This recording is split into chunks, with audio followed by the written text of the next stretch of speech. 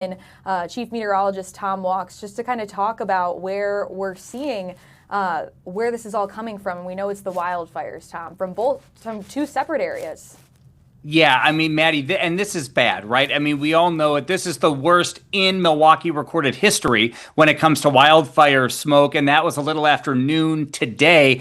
I have a home weather station that is also monitoring the particulate matter, which is the smoke particles in the air, and that also hit a high over 600 at about 6:30 this morning. And I think it's going to potentially get a little bit thicker as we go throughout the night tonight as well. So let me share my screen, because what I want to do is talk more about where this is coming from, but also where it's going. And unfortunately, it looks like it could be coming back for us. So what you're looking at here, actually, before I get there, I want to show you the wildfire smoke forecast. Okay, now, you can see Wisconsin is right here. We're covered in all these colors, right?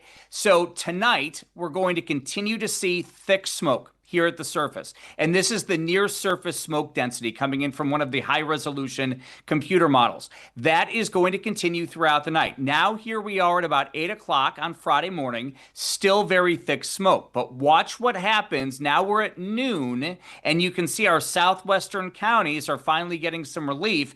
It may linger in Milwaukee to Port Washington to Sheboygan into the afternoon before finally moving out. Again, that's the thick surface smoke. Now, we'll get a break Friday afternoon, maybe a few thunderstorms into the afternoon and evening, but now look up to the northwest. The jet stream is going to pick up again out of the northwest on Saturday, and that's going to bring more surface smoke in on Saturday. Hopefully not as thick. The current model data as of now is keeping the thicker smoke up in the north woods, but we need to watch that closely. And I'll show you here, this is the jet stream. So now we're zoomed out to the national level, and here's Wisconsin, where my cursor is. So you see the jet stream is up to the north. We've been on the edge of this wildfire smoke, okay? And what's going to happen tomorrow is the jet stream kind of moves to our northeast. So that's why we get a break later in the day and into tomorrow night.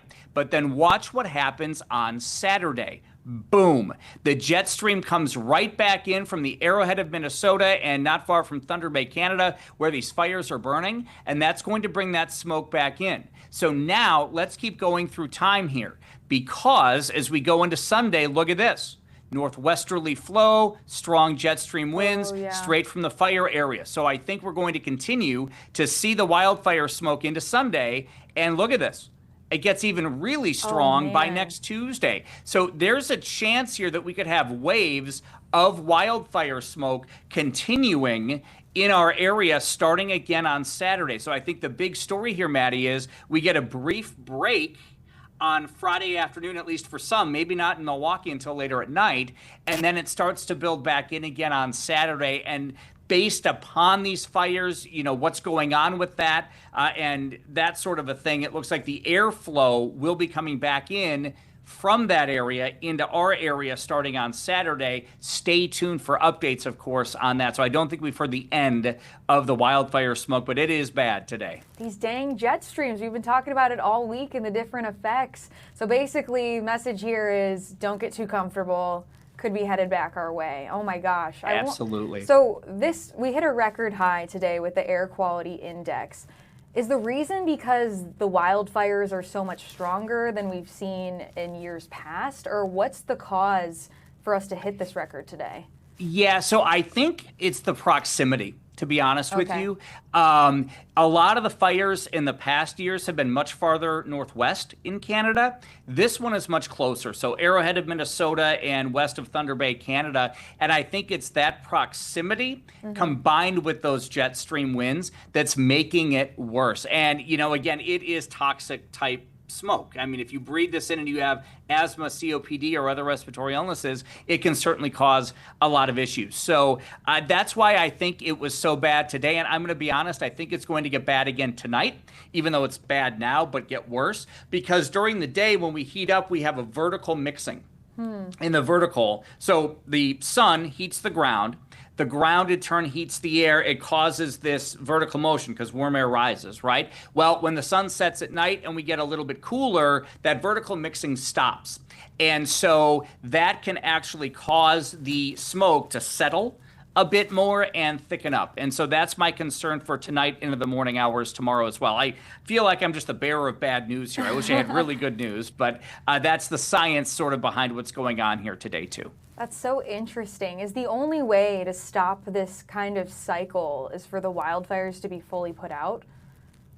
Yes. I mean, yes, from as a whole. For us to see the smoke, that is dependent on those jet stream winds that we talked about.